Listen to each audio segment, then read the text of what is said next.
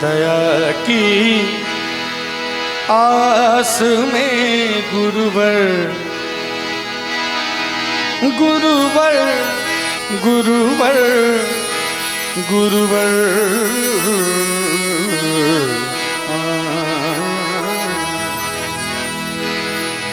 दया की आस में गुरुवर तेरे दरबार आया हूँ।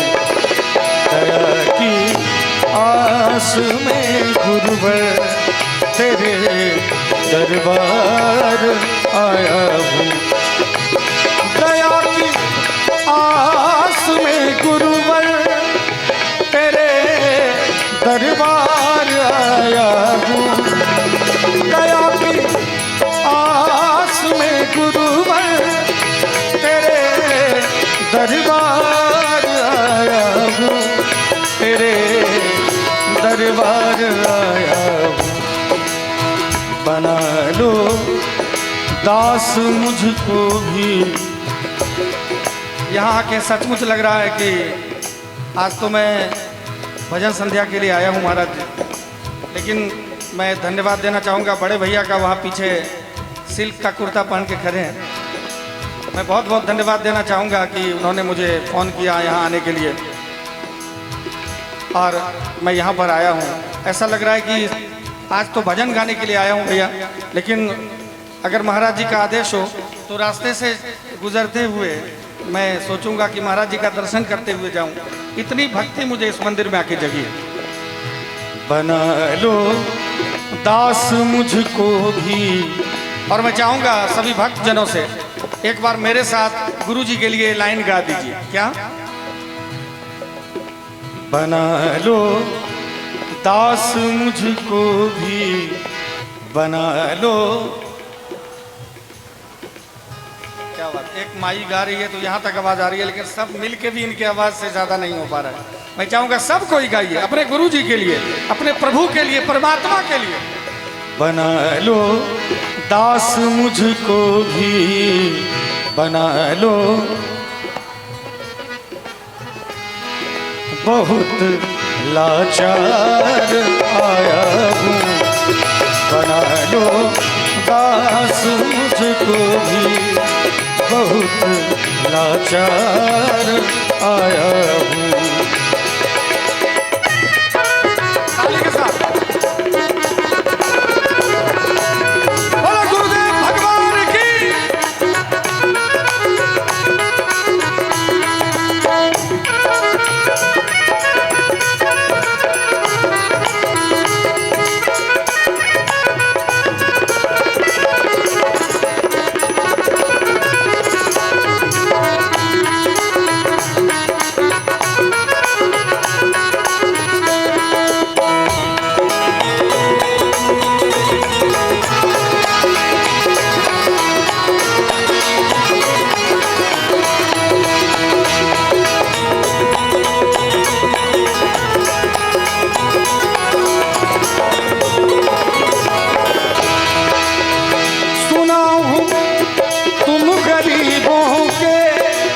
सदा उद्धार करते हो। हे मेरे गुरुदेव, मैंने सुना है कि तुम गरीबों के सदैव उद्धार करते हो। अभी मैं जो आया, मैं आपको यकीन के साथ कह सकता हूँ, जो गुरु जी के चरणों में बैठे हुए थे उन्होंने देखा। मैं बताना चाहूँगा कि मात्र 13 साल में मैंने अपने माँ बाप को खो दिया। वो श्रेय मिला नहीं जिस जो एक बालक को मिलना चाहिए। लेकिन मैं गुरु जी के पास बैठा, इन्होंने जो प्यार से सर पे हाथ फेरा तो मुझे अपने परिवार की याद आई। हमारे परिवार में हमसे बड़े हमारे गार्जियन कोई रहते तो इसी तरह हमारे सर पे हाथ फेरते और कहते कि बेटा ऐसे ही आगे बढ़ो। जो प्यार से इन्होंने थपथपाया हमारी पीठ को, मैं सच कह रहा हूँ कि महाराज जी के स्नेह का मैं गुलाम हो चुका हूँ। तो एक विनती भी कहना चाहूँगा शब्दों के माध्यम से कि सुनाऊँ तुम गरीबों के सदा उद्धार करते हो, सदा उद्धार करते हो। तो हाजिर हूँ गरीबों के, तो हाजिर हूँ गरीबों के, स्वयं सरदार आया हूँ। दया की आस में गुरुवर तेरे दरबार आया हूँ।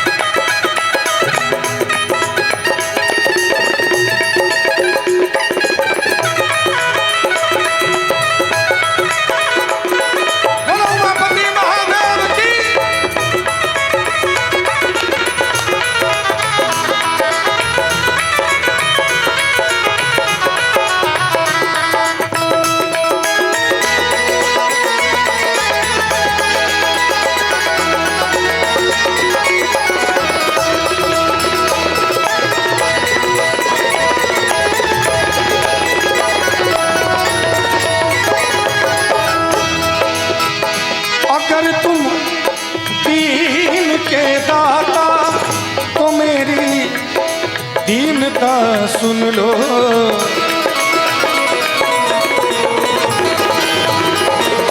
हे मेरे गुरुदेव,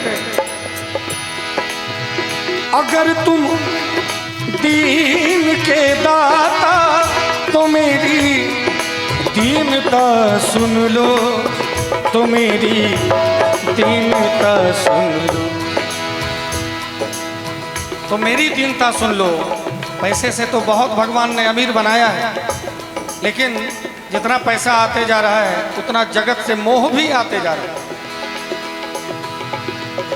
कहते हैं कि अगर तुम दीन के दाता तो मेरी दीनता सुन लो। मैं कहाँ गरीब हूं, जगत के मोह में डूबा, जगत के मोह में डूबा मैं एक गुनहगार आया हूँ। दया की आस में गुरुवर तेरे दरबार आया हूँ।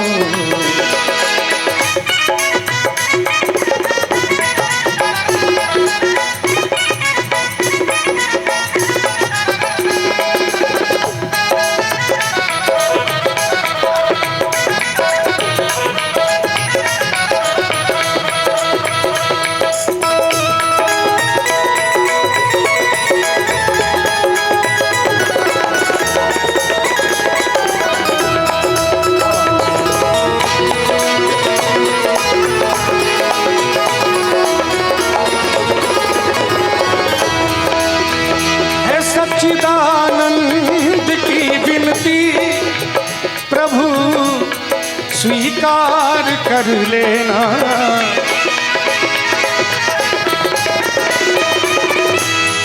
है सच्चिदानंद की विनती प्रभु स्वीकार कर लेना।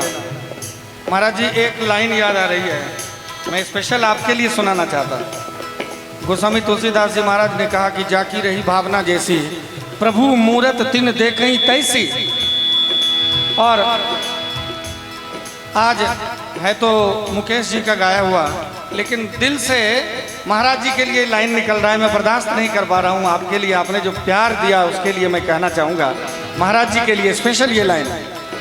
तन भी सुंदर मन भी सुंदर, तू सुंदरता की मूरत है।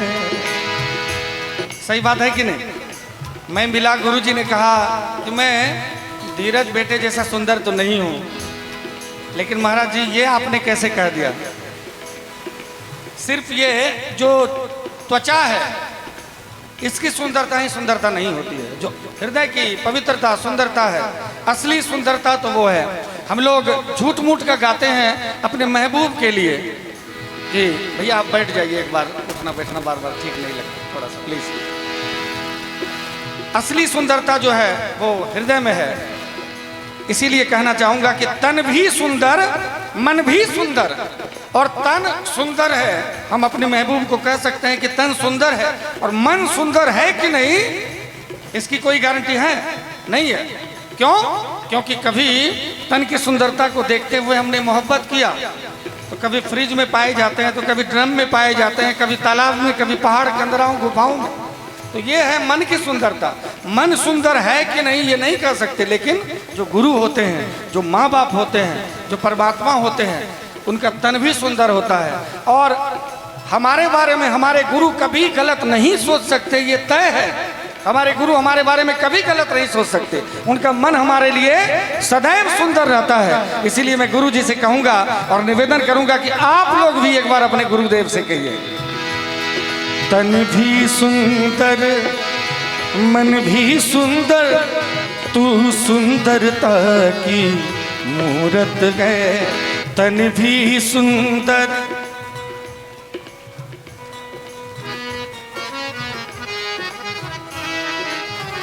आवाज में बहुत कमी आ रही है, गर्मी ज्यादा लग रही है क्या? तन भी सुंदर मन भी सुंदर, तू सुंदरता की मूरत है। तन भी सुंदर।